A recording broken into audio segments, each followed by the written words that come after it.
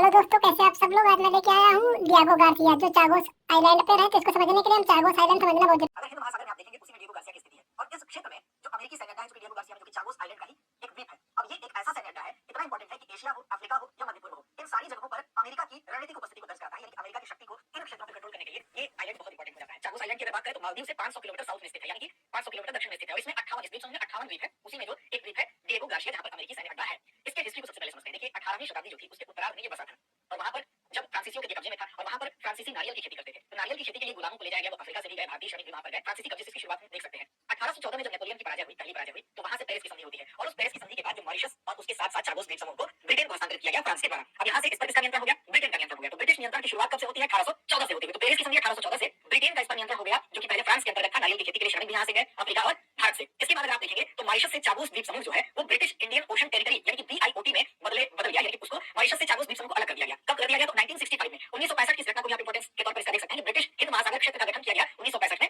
British Indian ocean territory जिसको कहते हैं। और यहाँ पर इसके बदले में इसको अलग जब किया गया तो इस क्षेत्र में, यानी कि इसमें पहले ये मॉरिशस के अंदर था, तो मॉरिशस और चागोस द्वीप समूह दोनों को सेपरेट करके जो चागोस द्वीप समूह है उसको बना दिया गया ब्रिटिश हिंद महासागर क्षेत्र यानी बीआईओटी। अब इसके बदले में मॉरिशस को ब्रिटेन ने 3 मिलियन पाउंड के का ग्रांट दिया, यानी 3 मिलियन पाउंड ग्रांट के बदले मॉरिशस से चागोस द्वीप समूह को अलग कर दिया गया। अब यहाँ से अगर आप देखें चागोस के जो मूल निवासी हैं, यानी कि यहाँ पर रहने वाले चागोस आइलैंड के रहने वाले जो मूल लोग थे वो क्रेओल भाषा बोलते थे और 1960 से 1970 के बीच में आप देखेंगे कि इन लोगों को जबरन वहां से स्थापित किया जाने लगा। क्यों स्थापित किया जाने लगा? क्योंकि यहाँ पर सैन्य अड्डा बनना था और किसका सैन्य अड्डा बनना था? तो अमेरिका का सैन्य अड्डा बनना था। 1968 में मॉरिशस तो स्वतंत्र हो गया, लेकिन जो चागोस आइलैंड है वो अभी वहां पर ब्रिटिश नियंत्रण बना रहा। अब यहीं पर इस चागोस आइलैंड पर आप देखेंगे जब 1960 से 70 के दशक में अमेरिकी सैन्य अड्डे के निर्माण के लिए मूल निवासियों को निकाला जाने लगा, तो ये इसके पीछे की एक और कहानी है जो कि अमूमन आप लोग शायद न जानते हो। फिर 1968 में मॉरिशस की स्वतंत्रता के बावजूद ये हिस्सा जो है जिसको चागोस आइलैंड कहते हैं, जिसमें कि 58 द्वीप है, कुल 58 द्वीप है, यहाँ पर ब्रिटिश नियंत्रण बना रहा। और फिर आप देखेंगे कि प्रमुख सैन्य अड्डे डिएगो गार्सिया जिसकी बात हो रही है वो इसी चागोस आइलैंड का एक पार्ट है। अब डिएगो गार्सिया के विषय में देखिए, सबसे पहले इसकी स्थिति देख लीजिए। तो यहाँ पर आप देखते हैं कि मालदीव है और मालदीव के दक्षिण में ही जो चागोस आइलैंड है उसकी स्थिति है, लगभग 500 किलोमीटर दक्षिण में इसकी स्थिति पड़ती है। और यहाँ ईरान से इसकी दूरी अगर आप देखें तो 4000 किलोमीटर है। तो इतनी दूरी पर ईरान ने यहाँ पर 2 मिसाइलों से अटैक करके संदेश देने की कोशिश की है। अब देखिए बात करते हैं डिएगो गार्सिया की। डिएगो गार्सिया की बात करें तो बेसिकली प्रवाल द्वीप है, ये जो द्वीप है और